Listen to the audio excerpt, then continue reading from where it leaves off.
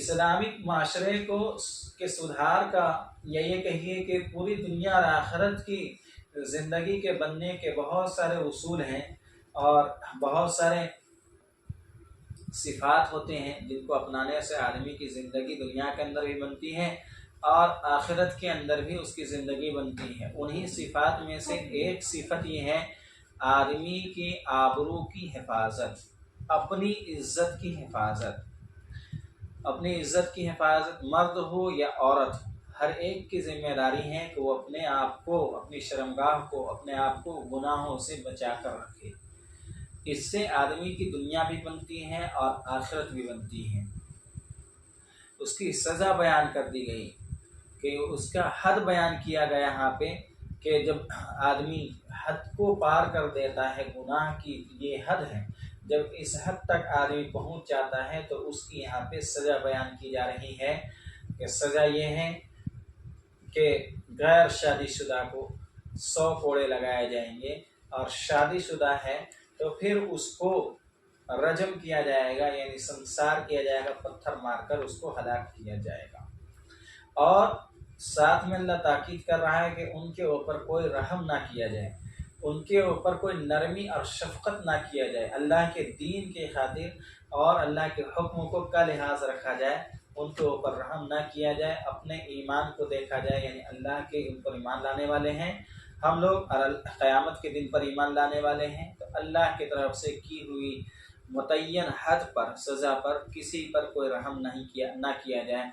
और इस सज़ा को देने के लिए, इस सज़ा को देने के मौके पर एक बड़ी जमात मुसलमानों की वहाँ पे होना मौजूद है, रहना और होना ज़रूरी है ताकि लोगों को इबरत हासिल हो और इस गुनाह के करने वालों को रुसवाई महसूस हो। इसलिए ये हद है, ये जो सज़ा बयान की गई है, खुलासा आपके सामने रख दिया गया।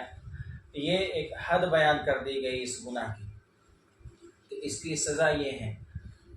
तो अल्लाह तबारक व तआला ने इस सूरत के अंदर सबसे पहले तो हद को बयान किया। जब आदमी हद से गुज़र जाएगा तो उसकी सज़ा इतनी बड़ी होगी, लेकिन उससे पहले अल्लाह ने हर इस बुराई तक पहुंचाने वाले हर एक चीज़ से, इस सूरत के अंदर आगे चलकर आयतें आएंगी, हर एक चीज़ से अल्लाह ने रोक दिया कि किसी के घर में ताक झाँक करना और झाँकना, इससे भी मना कर दिया। बेपर्दगी के साथ किसी के घर में आना जाना, किसी से मुलाकात करना, इससे मना कर दिया। यहाँ तक कि औरत से की आवाज़ जो गाने की शक्ल में है, उस आवाज़ को सुनना भी मना कर दिया। इसी तरीके से औरत की जो ऐसी चीज़ें हैं जो आदमी को गुनाह तक लेकर जा सकती हैं, यानी औरत के ज़ेवरात से निकलने वाली आवाज़ से भी अल्लाह ने मना कर दिया कि औरत ऐसे ज़ेवर पहने, ऐसा ज़ेवर पहने जिससे कोई आवाज़ ना निकलता हो, आवाज़ ना निकलती हो। ऐसा ना हो कि कोई पायल पहने, कोई झुमका पहने और उसके झमझम की आवाज़ दूसरों को भी सुनाई दे, जिससे आदमी के गुनाह के अंदर पड़ने का अंदेशा हो सकता है, फितने के अंदर पड़ने का अंदेशा हो सकता है। तो इतनी बारीकी से रोका गया है। उसके बाद ये सज़ा बयान की जा रही है कि अज़्ज़ानियतु वज़्ज़ानी, कि ज़िना करने वाली मर्द, ज़िना करने वाली औरत और ज़िना करने वाला मर्द, फजलिदु कुल्ला वाहिदिन मिनहुमा मियत जल्दा, उनमें से हर एक को 100 कोड़े मारो। ये एक ऐसा गुनाह है जिससे इंसानियत तबाह हो जाती है। जिसकी बेटी के साथ, जिसकी बहन के साथ या जिसकी किसी महरम के साथ या अपनों के साथ जब ये मामला पेश आता है तो गोया कि उस आदमी को हलाक ही कर दिया जाता है।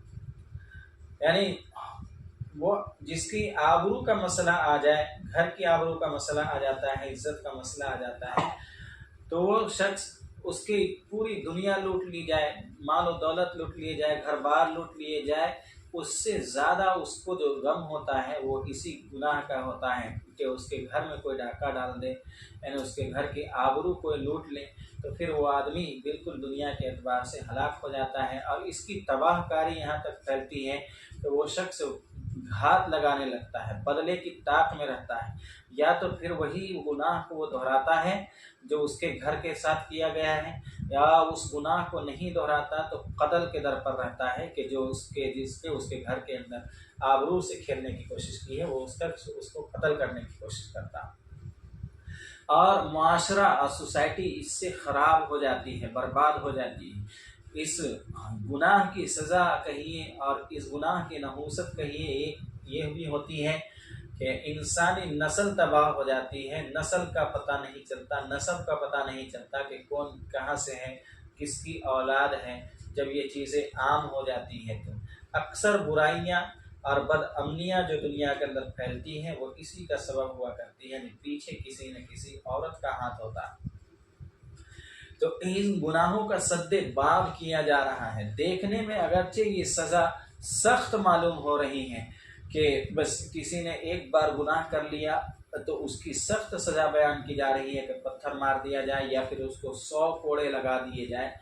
लेकिन अगर बारीकी से इस सज़ा को देखा जाए तो फिर ये हकीकत में एक क्या कहिए इंकशाफ हो जाता है आदमी को, और बात समझ में आ जाती है कि अल्लाह ने इतनी सख्ती क्यों बरती है इन गुनाहों के अंदर। जब इन गुनाहों की सज़ा मिलने लगेगी तो हर आदमी गुनाह से महफूज होने लगेगा। चोरी की सज़ा पर भी लोग सवाल करते हैं और इस सज़ा पर भी लोग सवाल करते हैं कि अरब में ऐसा होता है, मुसलमान ऐसे करते हैं कि गुनाह को चोरी की सज़ा में हाथ काट देते हैं। चोरी की सज़ा अल्लाह के नबी सल्लल्लाहु अलैहि वसल्लम के ज़माने में एक दो सहाबी ऐसे हुए जिनसे ये मामला सुदूर हुआ, नमूने के तौर पर, मिसाल के तौर पर, इबरत के तौर पर। अल्लाह के नबी सल्लल्लाहु अलैहि वसल्लम के ज़माने में उनको सज़ा दे दी गई। आज तक की तारीख़ में आप देखें तो कितनी तादाद है जिन्होंने चोरी की होगी या जिनके हाथ कटे होंगे, लेकिन वो मामूली लोगों की वजह से जिनको सज़ा मिली है, पूरा शहर और ये कहिए कि पूरा मुल्क और पूरा अरब अमन अमान के अंदर रहता है। दुकानें खुली रह गई तब भी चोरी का खदशा नहीं है, इसलिए कि अब माल वाले को डर नहीं है कि मेरा माल चोरी हो जाएगा, बल्कि चोर को उसकी ज़्यादा फिक्र है, डर है कि अगर मैंने चोरी कर ली तो मेरा तो हाथ ही बाकी नहीं रहेगा। ज़िना करने वालों को अब ज़्यादा डर है कि अगर मैंने ये गुनाह कर लिया और हाकिम तक बात पहुंच गई तो मुझे जान से अपने हाथ धोना पड़ेगा। तो अब ये खुद ही बचने की कोशिश करता है। इन गुनाहों की सज़ा हमारे ममालिक के अंदर इतनी सख्त नहीं है, तो फिर आप देखें कि आए दिन चोरी और आए दिन ये गुनाह ज़िना की सूरत में, चाहे ज़बरदस्ती का मामला हो या फिर आपस में एक दूसरे की रजामंदी का मामला हो, ये रोज़ाना हमें सुनने के लिए मिलते हैं। रोज़ाना कहिए या ये कहिए कि हर मिनट के अंदर ये वाक़यात मिलते हैं सुनने के लिए, तब भी कम नहीं होगा। सेकंड और मिनट के एतबार से, परसेंटेज के एतबार से ये गुनाह हमारे मुल्क के अंदर और जिन मुल्कों के अंदर इस्लामिक कवानीन नहीं है ऐसे मुल्कों के अंदर हो रहे हैं। अल्लाह ताला ने इनकी सज़ा सख्त कर दी। दो, ज़ना की सज़ा बतदरीज आई है, धीरे धीरे आई। जैसे शराब का हुक्म जो है, हुर्मत का हुक्म धीरे धीरे आया कि शुरू में शराब जो पियो लेकिन नमाज की हालत में ना पियो, नमाज के वक्त में ना पियो, फिर बाद में पूरे ही शराब से मना कर दिया गया। इसी तरीके से सूरह निसा के अंदर इसकी आयत आई कि जिससे ज़िना हो जाए तो ऐसे लोगों को मर्द हैं तो हाकिम अपने सवाबदीद पर कुछ सज़ा दे दे, और सज़ा देने के बाद मर्द को चिला वतन कर दें, यानी शहर बदर कर दिया जाए, शहर से बाहर भेज दिया जाए कुछ दिनों के लिए, कम से कम 1 साल के लिए। और जो औरत है तो उसको कैद कर दिया जाए और घर के अंदर रखा जाए, और उस कैद की हालत में ही या तो मर जाए या फिर अल्लाह का दूसरा हुक्म आएगा। ये बतदरीज एक हुक्म आया। उसके बाद दूसरा हुक्म आया कि शादीशुदा, गैर शादीशुदा मर्द और गैर शादीशुदा औरत से अगर ये फेल हो जाता है, ये बदकारी हो जाती है, तो फिर इनको 100 कोड़े मारे जाएंगे। और अगर शादीशुदा लोगों से हुआ है मसला, इसको मुहसिन कहते हैं अरबी के अंदर। शादीशुदा का मतलब है कि जो आकिल बालिग आदमी हो, यानी पागल ना हो, बच्चा ना हो, और उसकी शादी हो गई हो, और शादी भी जो है ऐसा निकाह हुआ हो जो शरई निकाह हो, यानी गैर शरई निकाह जिसको हम आमतौर से देखने में शादी लगे लेकिन शरीयत की नज़र में वो शादी ना हो, तो ये नहीं, बल्कि शरई निकाह भी हो गया हो और उसके बाद मियाँ बीवी आपस में एक दूसरे से मिल चुके हो, तन्हाई इख्तियार कर चुके हों और उसके बाद अगर ऐसा मसला पेश आए कि वो दोनों में से एक या दोनों किसी दूसरे से ताल्लुक़ कायम करके अगर इस गुनाह को करते हैं तो फिर ऐसी सूरत में उनकी सज़ा मौत है।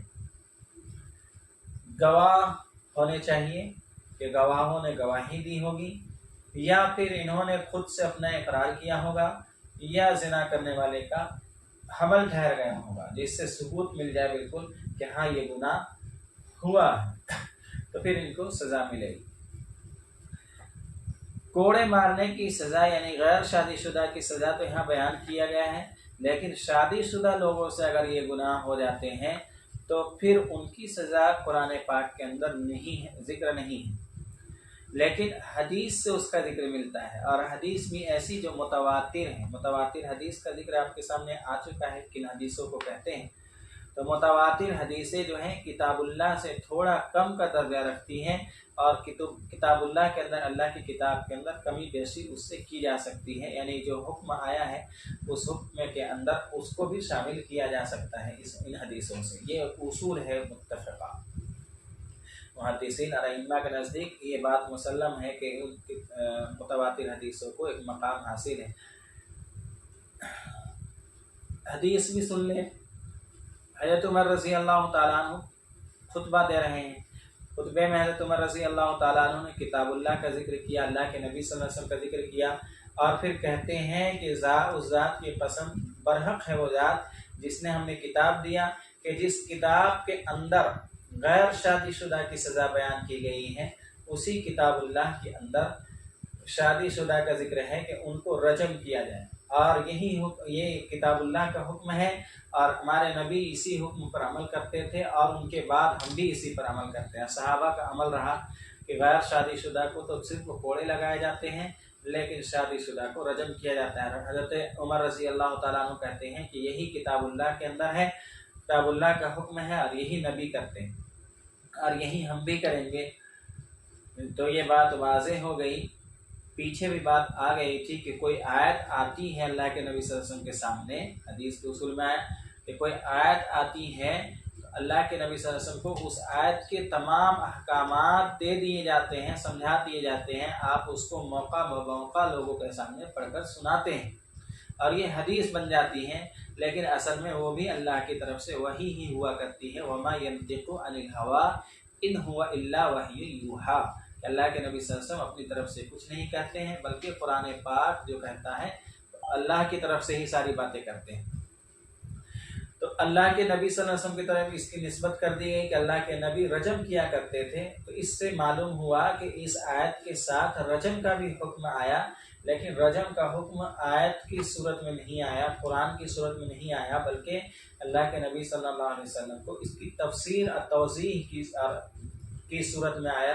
इसलिए अल्लाह के नबी सल्लल्लाहु अलैहि वसल्लम ने इसको कुरान के अंदर दाखिल नहीं किया है। तो उमर रज़ी अल्लाह ताला अन्हु खुद कहते हैं कि अगर मुझे लोगों का शुबा नहीं होता कि लोग मुझे कहेंगे किताबुल्लाह के अंदर ज़्यादती करने वाला, बढ़ाने वाला, तो मैं रजम के मसले को किताबुल्लाह के किसी कोने में लिख देता, यानी हाशिया चढ़ा देता, कोने में नोट बना देता कि जहाँ पे गैर शादीशुदा की सज़ा है वहीं पर शादीशुदा की सज़ा भी जिक्र कर देता। लेकिन लोग सोचेंगे कि ये भी किताबुल्लाह है और मुझे मेरे ऊपर इल्ज़ाम आएगा, इसलिए मैंने नहीं किया। यानी है तो वो भी वही अल्लाह की, लेकिन वो किताबुल्लाह यानी कुरान नहीं है, बल्कि वो हदीस है और हदीस से मुतवातिर है। अल्लाह के नबी सल्लल्लाहु अलैहि वसल्लम के ज़माने में एक वाक़या हुआ कि एक देहाती शख्स, बदवी कहते हैं उसमें ऐसे लोगों को, एक बद्दू शख्स अल्लाह के नबी सल्लल्लाहु अलैहि वसल्लम के पास आए और उन्होंने अपने बेटे की शिकायत की कि या रसूल अल्लाह, मेरे बेटे से ये गुनाह हो गया है, मेरा बेटा फला औरत का गुलाम है, उसके यहाँ नौकरी करता है और ये दोनों जो जिसका गुलाम है उसी औरत से इसने बदफेली कर ली और वो औरत जो है वो शादीशुदा है और मेरा बेटा इस बात का इकरार करता है। मैंने इस गुनाह की सज़ा में और इस गुनाह को दबाने के लिए कहिए या इसकी सज़ा में मैंने अपने तरफ से ये किया कि 100 ऊँट उस औरत को दे दिए और इसी तरीके से कुछ और माल का उन्हें जिक्र किया कि कुछ माल भी उस औरत को दे दिए हमने। अल्लाह के नबी ने कहा लअक़ज़ियन्न बिकिताबिल्लाह, कि मैं बैनहुमा बि किताबिल्लाह, मैं इन दोनों के दरमियान किताबुल्लाह से फैसला करूँगा। और किताबुल्लाह का फैसला अल्लाह के नबी ने ये किया कि गैर शादीशुदा मर्द था तो अल्लाह के नबी ने उसको 100 कोड़े लगवाए, और 100 कोड़े लगाने के बाद उसको जिला वतन कर दिया, 1 साल के लिए उसको शहर बदर कर दिया, शहर से बाहर भेज दिया। और एक सहाबी को कहा कि उनैस या कोई कुछ नाम है इस तरीके से एक सहाबी का, उनसे अल्लाह के नबी ने कहा कि उस औरत के पास जाओ और उसका बयान लाओ कि वो इकरार करती है या इनकार करती है। तो वो सहाबी जाकर वापस आए, उन्होंने कहा कि औरत ने इकरार कर लिया अपने गुनाह का। अल्लाह के नबी सल्लल्लाहु अलैहि वसल्लम ने फिर उस औरत के लिए रजम का हुक्म दिया, यानी उसको संसार कर दिया गया, पत्थर मार के ख़त्म कर दिया गया। इसी तरीके से माइस असलमी रज़ी अल्लाह ताला अन्हु का वाक़या है कि वो भी शादीशुदा थे, उनसे गुनाह हुआ। अल्लाह के नबी सल्लल्लाहु अलैहि वसल्लम के सामने आकर उन्होंने इजहार किया कि मुझसे फला गुनाह हो गया है और दुनिया के अंदर आप उसकी सज़ा मुझे दे दें। तो नमूने के तौर पर सहाबा इस दुनिया के अंदर आए थे, हमारे लिए अहकामात को उनके ऊपर जारी भी किए गए। तो अल्लाह के नबी ने उनको सज़ा दी और उनको संसार करवाया। इस तरीके से एक औरत अल्लाह के नबी सल्लल्लाहु अलैहि वसल्लम के पास आई और उसने ये कहा कि अल्लाह के नबी मुझसे गुनाह हो गया है, मेरे पेट में बच्चा भी है, हमल ठहर गया है। अल्लाह के नबी ने कहा कि इस बच्चे को तुम जन्म दो और जन्म देने के बाद जब बच्चा कुछ बड़ा हो जाए तो तुम मेरे पास आना। जब वो औरत वापस आई तो शादीशुदा थी, अल्लाह के नबी सल्लल्लाहु अलैहि वसल्लम ने उस औरत को संसार किया, नहीं उसको सज़ा दिलवाई। तो ये सज़ा शरीयत के अंदर ज़िना की है, यानी गैर शादीशुदा है तो उसको कोड़े लगाए जाएंगे। मियत जल्दा, मियतुन के मतलब होता है 100, सैकड़ा जिसको कहते हैं 100, और जल्दतुन कहते हैं जिल्द, असल में होता है ये है चमड़ा। तो कोड़े आमतौर से उस जमाने के अंदर चमड़े से बनाए जाते थे, इसी मुनासिबत से इसको कोड़े को जल्दा कहते हैं, यानी चमड़े का कोड़ा या कोई भी कोड़ा जो अपने ज़माने के एतबार से हो तो उससे उसको सज़ा दी जाएगी। जल्दा जिल्द का जिक्र करके एक बात की तरफ यहाँ इशारा मिल गया कि सज़ा जो मिलेगी आदमी को, तो जो कोड़े लगाए जाएंगे 100, तो उन कोड़ों का ताल्लुक आदमी के जिल्द से होना चाहिए। खाल कहते हैं, जिल्द का असल में खाल और चमड़ा जिसको कहते हैं कि चमड़े से होना चाहिए। इशारा इस बात की तरफ कि आदमी को सज़ा दी जाए, चाहे औरत को या मर्द को, तो वो सज़ा उसके गोश्त तक नहीं पहुँचना चाहिए। इस आयत के अंदर आप देखेंगे कि अज़्ज़ानियतु वज़्ज़ानी, यहाँ पे पहले जानिया का जिक्र आया, औरत का जिक्र आया और बाद में मर्द का जिक्र आया। इसके वजूहात हैं कि ऐसा क्यों किया गया।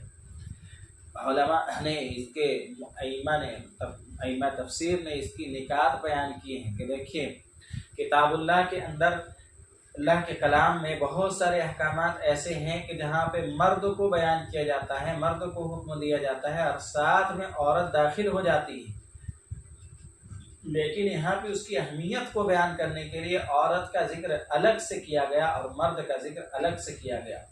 और उसमें भी गुनाह में पहले औरत का नाम लिया गया और मर्द का बाद में नाम लिया गया, ताकि किसी आदमी को शुबा ना हो और किसी को इस हुक्म में थोड़ा भी शक ना हो, ये ना सोचे कि औरत तो पैदाइशी एतबार से कमज़ोर होती है तो हो सकता है कि उसकी सज़ा कम होगी। इस शुबा को दूर किया गया कि नहीं, औरत और मर्द, पहले औरत बाद में मर्द का जिक्र है, यानी सज़ा के अंदर दोनों बराबर होंगे और खिलकत के एतबार से या किसी की कमज़ोरी का ख्याल नहीं किया जाएगा कि औरत सिंफ नाजुक है और मर्द नहीं है तो मर्द को ज़्यादा सज़ा हो और औरत को कम, बल्कि सब गुनाह के अंदर बराबर हैं तो बराबर की सज़ा मिलेगी। और दूसरी बात एक मसला ये भी है कि औरत को यहाँ पे पहले जिक्र किया गया है, इस बात की तरफ इशारा किया गया कि जब तक औरत नहीं चाह सकती है ये बुरा काम नहीं हो सकता। इसकी मिसाल भी दी गई कि ये मसला ऐसे ही है जैसे कि कहिए कि अगर कोई आदमी सुई में धागा दाखिल करना चाहे तो वो धागा उस वक्त तक सुई में धागा दाखिल नहीं हो सकता है जब तक कि सुई के अंदर हरकत होती रहे, हिलती रहे। तो इसी तरीके से औरत जब तक नहीं चाहेगी तब तक ये गुनाह नहीं होगा। और दूसरी बात एक वजह और भी है कि असल मसला यहाँ पे पाकदामनी, औरत के अंदर ज़्यादा हया हुआ करती हैं, मर्दों के मुकाबले में ज़्यादा हया औरत के अंदर होती है। अपनी इज्जत और आबरू का ख्याल ज़्यादा औरत के अंदर है। आप कहिए कि कंट्रोल पावर ज़्यादा औरतों के अंदर हुआ करते हैं। मर्द के अंदर इतनी पावर नहीं होती जितनी औरत के अंदर होती है। मर्द फिसल सकता है, लेकिन औरत बहुत सारी चीज़ों का ख्याल करती है ऐसे मसले, ऐसे मामलात के अंदर। इसीलिए अब अगर ये मसला औरत की तरफ से हो जाता है, जैसे बुर्दबारी और बर्दाश्त की ताकत मर्द के अंदर ज़्यादा है, औरत के अंदर कम है, इसीलिए तलाक का मसला अल्लाह ने मर्दों के ज़िम्मे लगाया है। वरना औरत के ज़िम्मे लगा दिया जाता तो उससे बर्दाश्त नहीं होता। मामूली बात में घर छोड़कर जाने की धमकी रहती है, मामूली बात में हर रोज़ तलाक पड़ जाती। अल्लाह ने मर्दों को दिया है कि कंट्रोल पावर इनके अंदर ज़्यादा है, और औरत के अंदर हया के मामले में ज़्यादा कंट्रोल पावर है, ज़्यादा कुव्वत है कि वो अपने आप को रोक सकती है। जब तक औरत नहीं चाहेगी गुनाह नहीं होगा, इसलिए औरत का जिक्र पहले आ गया इस आयत के अंदर।